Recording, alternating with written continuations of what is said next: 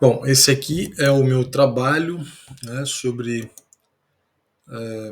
o meu sumário da minha tese, né, um sumário provisório aqui que eu elaborei para a disciplina do professor André. E eu vou fazer aqui umas brevíssimas observações. Eu, pelo menos, acho que serei breve aqui para explicar, né, o percurso desse trabalho, né. Então, primeiro a introdução, né, o que é teoria e o que é filosofia. Talvez eu vou ter de fazer uma discussão sobre isso, né? Eu vou ter de propor aqui um conceito de teoria, tá? E um conceito de teoria que pode ser amplo, né? E que talvez ele seja aplicável a outras áreas além dessa área que é a área específica que eu vou estudar, que é a teoria cinematográfica ou teoria do cinema, né? E vou dar uma definição de filosofia, né? Vou pelo menos esboçar o que eu compreendo como filosofia e a relação entre essas duas coisas, né? Não pretendo não pretendo propor uma concepção de teoria muito tradicional, né? Mas também não tenho nenhum compromisso com inovacionismo ou coisa do gênero, né? Eu quero pensar teorias, né, ou uma noção de teoria, ou uma concepção, um conceito de teoria que possa abarcar, inclusive, para além, né, dessa distinção concreto abstrato desses binômios clássicos da história da filosofia, né, ou teoria e prática mesmo, né, que é uma discussão que acontece muito em filosofia política e tal, mas que não é propriamente o meu foco, porém é um aspecto, né, que eu quero tentar agregar para a minha concepção de teoria que eu vou apresentar aqui. E também de filosofia, né? Assim como eu quero propor um conceito bem amplo e elástico de teoria, também eu quero propor um conceito bem amplo e elástico de filosofia, tá? Como um ponto de vista, evidentemente com suas especificidades, mas nem por isso um ponto de vista puro, tá? Em hipótese alguma eu vou aceitar a existência de filosofia pura ou coisa do gênero, que para mim a filosofia é sempre poluída ou interseccionada por outros discursos, até mesmo discursos contraproducentes em relação ao seu objetivo, que pode ser supostamente desmistificador ou coisa do gênero, né? Então, de maneira geral, aqui por enquanto eu vou apenas sugerir que a filosofia é um pensar, né? Como tal, qualquer atividade humana pode passar por um pensamento filosófico, né? Ou pode ter um pensamento filosófico em qualquer atividade, caracterizado talvez por algum tipo de investigação ou de questionamento, né? Ou de ampliação da perspectiva, do abarcamento dos temas e das variáveis que compõem um determinado assunto, tá? Algo por aí, né? No capítulo 1, eu vou então falar sobre como evolui a teoria do cinema e seus correlatos filosóficos, né? Vou partir do Stan, do Alcester e do Andrew, que tem, digamos assim, as duas obras mais impactantes na área de história da teoria do cinema, né? Os três têm livros publicados introdutórios, tá? E que vão relatando, né? Também talvez eu possa acrescentar aqui, né, o Ismael Xavier, né? Também posso acrescentar o Ismael Xavier, porque ele também tem um material importante aí sobre esse tema, né?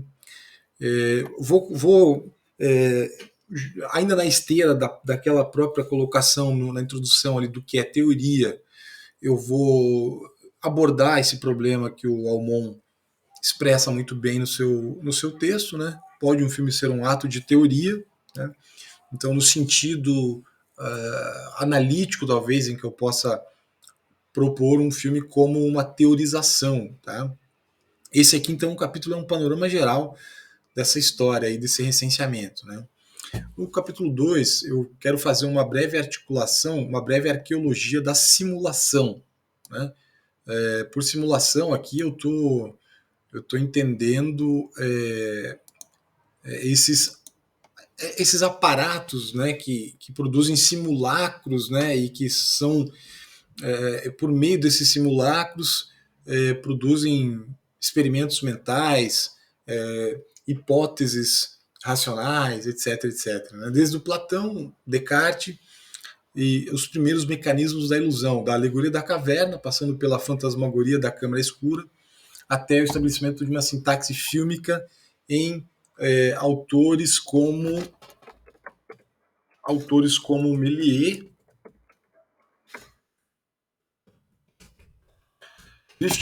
Eisenstein e Vertov, né? São os cineastas que eu conheço, tá? É claro que é possível que eu até insira outros aí, né?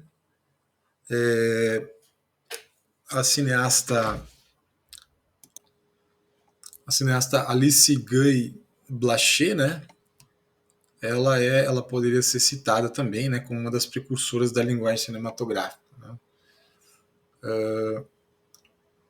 O debate, então, acerca do paradigma da representação, né, e sua intensificação ou alteração na evolução da linguagem cinematográfica, né?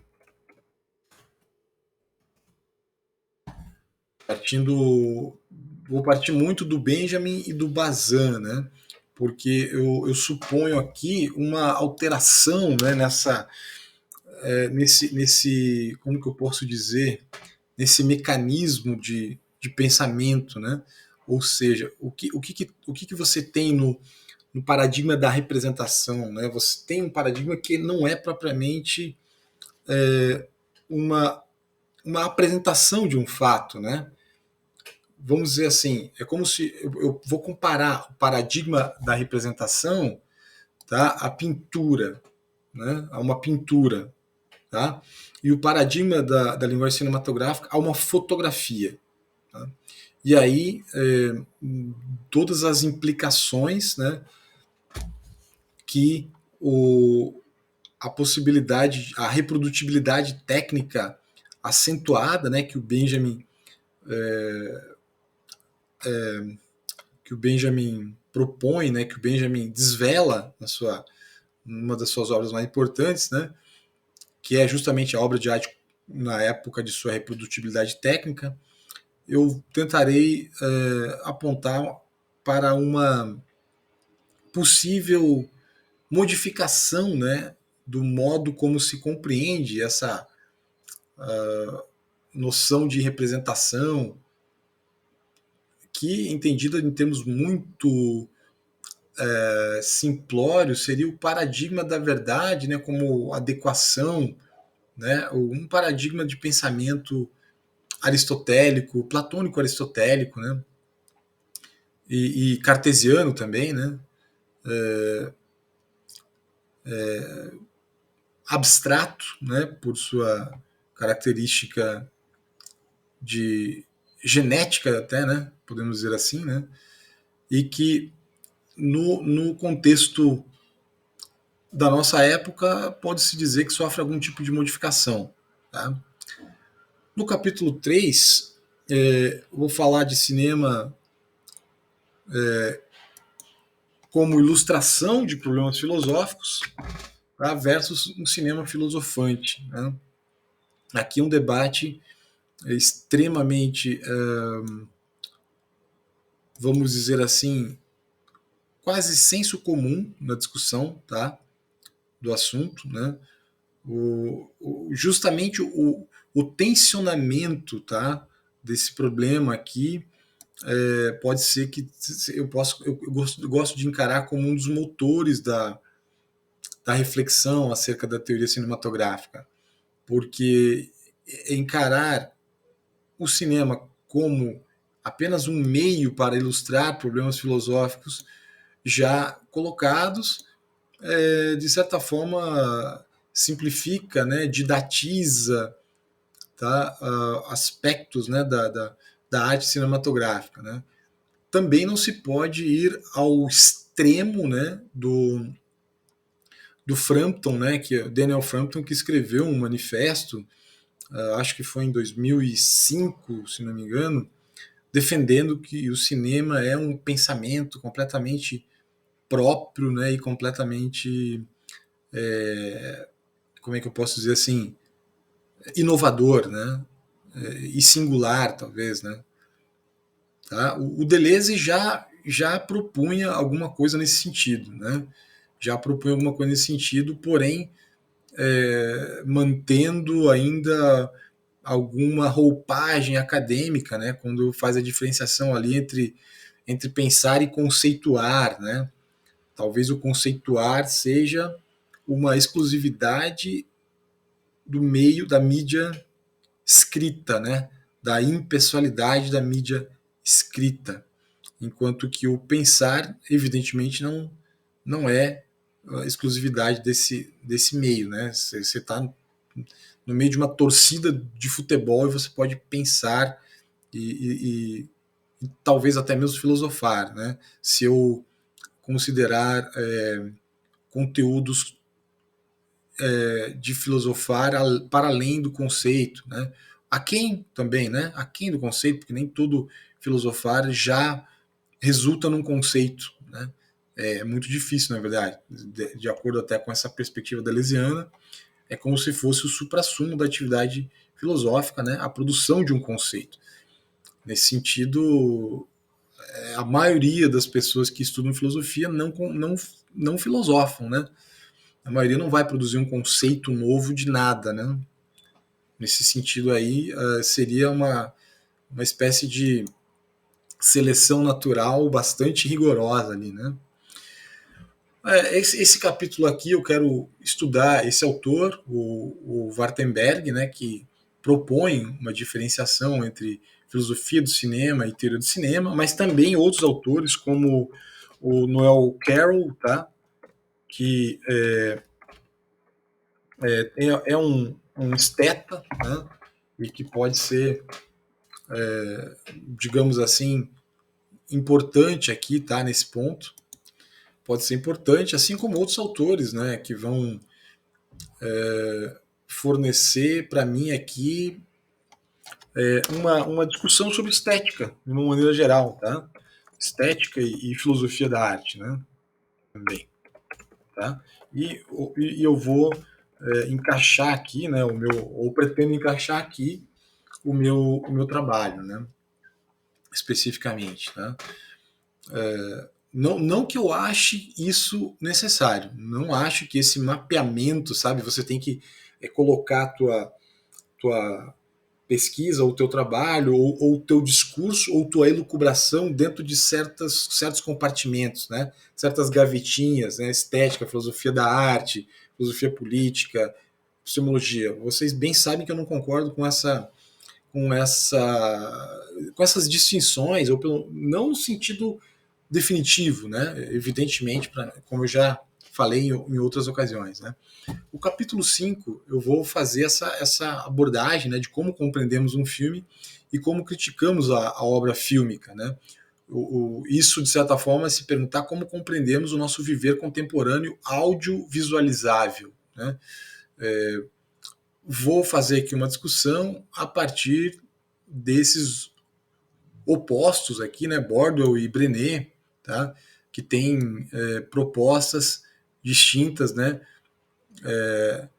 Bordwell filiado a uma corrente analítica de pensamento e a Brené a uma perspectiva mais continental, por assim dizer, né? Uma tradição mais continental de interpretação filmográfica, né? E o Bordwell também ligado a essa noção de que compreender um filme, né, é também ver como é que você compreende as coisas no seu dia a dia, né? Você não liga o cognições, mecanismos cognitivos especiais quando você está assistindo um filme, e nem desliga quando você para, né? Em parte aqui desse capítulo eu quero falar sobre isso, né? No capítulo 6 eu vou falar sobre essa compreensão cinemática da vida e da cultura, né? Cinema como um modo de pensar a partir de Bergson, Deleuze e Elsesser, né? Particularmente aqui o Elsesser eu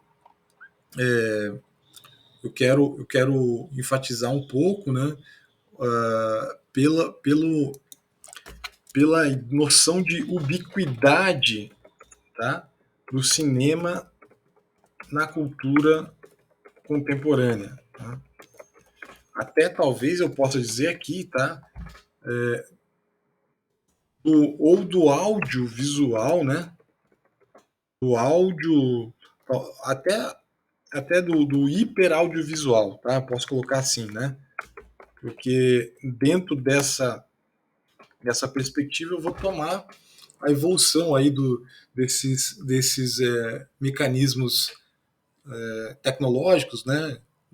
Sei lá, desde do teatro de sombras na China até a câmara escura na Idade Média, né? Passando pela litografia no século XVII e XVIII, pela fotografia, né? E pela câmera filmográfica, né? Pela televisão, e pela rede, né? De internet atual, né? Eu vou tomar esse fio aí dentro, né? Seguindo essa evolução, né? No capítulo 7, vou trabalhar então o cinema como memória e pensamento, né? E como pensamento, né? Dando continuidade ali a essa noção do capítulo 6, em que eu falo sobre, ou pretendo falar, né, sobre o cinema. Né, o César diz isso, né, que o cinema foi a memória do século XX. Né? Eu vou tentar trabalhar o sentido em que eu posso pensar isso. Né? E vou ser um pouco mais analítico aqui, né, digamos assim, ir para o debate sobre o efeito no espectador, né? Gêneros cinematográficos, retórica e manipulação. Né? Breves contribuições para uma reflexão sobre espectatorialidade e consciência. Né? O Alton escreveu um artigo onde ele aborda especificamente o filme de terror. Né? O filme de terror provoca um efeito no, no espectador, né? E aqui eu vou trabalhar algumas das ideias que ele propõe lá, né? A barreira entre ficção e realidade, tá? O valor da ficção, né? A condição de faz de conta, né? Que como é que eu posso dizer que é assumida por quem assiste um filme, né? E que de certa forma é uma espécie de dar ao filme um pouco de crédito, né? Quando você quer fazer isso, né? A tal suspensão da descrença, né? Suspensão, chamada suspensão da descrença, né? Que os cineastas almejam, né? Que seu espectador conceda a eles, né? Conforme a qualidade, né? Às vezes não é conforme a qualidade, às vezes é conforme o humor da pessoa, né? Então, é uma coisa que eu quero trabalhar aqui, né? E até mesmo essa ideia, tá, de uma consciência, né? Quando você está diante de um filme de terror, você está ali, se você realmente mergulhou naquilo, aquele filme vai te assustar, vai fazer com que você tenha essa simulação de situação de perigo, né? E até mesmo dá para pensar, né, de que maneira, né, essas simulações são educativas, né? Eu quero colocar isso aqui, tá? Simulações educativas, vamos dizer assim, né? Porque eu posso ver um filme de terror, mas também posso ver e me preparar, talvez, ou aprender a vivenciar aquelas emoções, mas também pode ser uma comédia ou um filme de amor que também vai talvez me simular outros tipos de afetos, né? E, evidentemente, os afetos estão conectados a cognições. Né? Por último, eu vou falar, penúltimo aqui, né? Eu vou falar sobre algumas contribuições históricas do cinema para a contemplação da vida e da filosofia.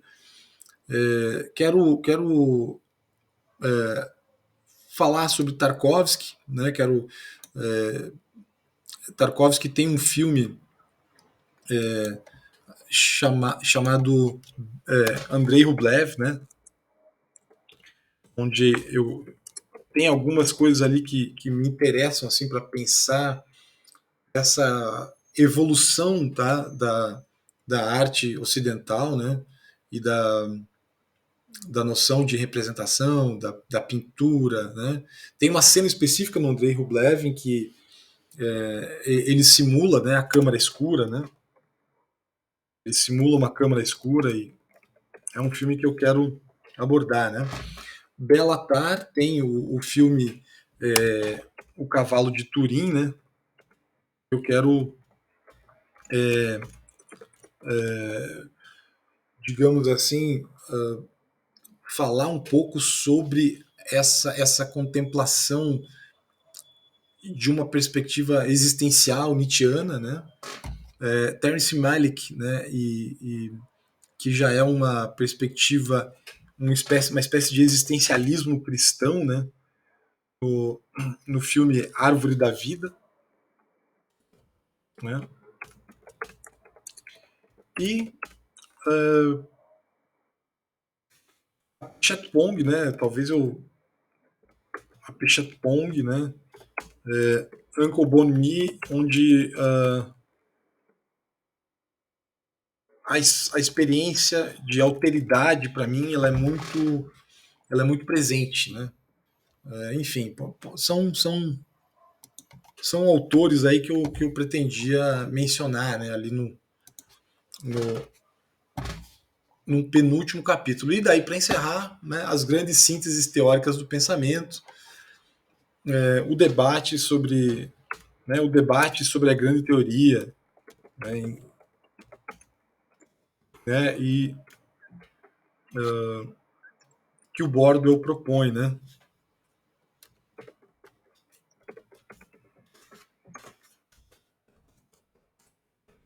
É isso. Né? Esse seria o trajeto aí, o projeto, né? Um trajeto talvez que precise ainda ser enxugado e aprimorado para se tornar mais interessante, né? Mais claro, mais didático, talvez. Né? Mas a princípio é isso. Valeu!